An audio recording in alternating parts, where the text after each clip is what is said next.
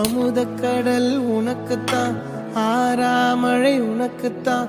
நீங்கா நிழல் உனக்குத்தான், நீ கண்மணி எனக்குத்தானே. பொருந்தி போய் தோளோடு மடியில் ஊஞ்சல்லாடு, பான உன்னோடு ஓம்பொம்மை கண்ணோடு பேசாமல் விண்ணோடு நாம் மிதந்து போவோம் காதாரா அடியாலோலா நான் தாங்க மாறோடு வா மிருது தேரே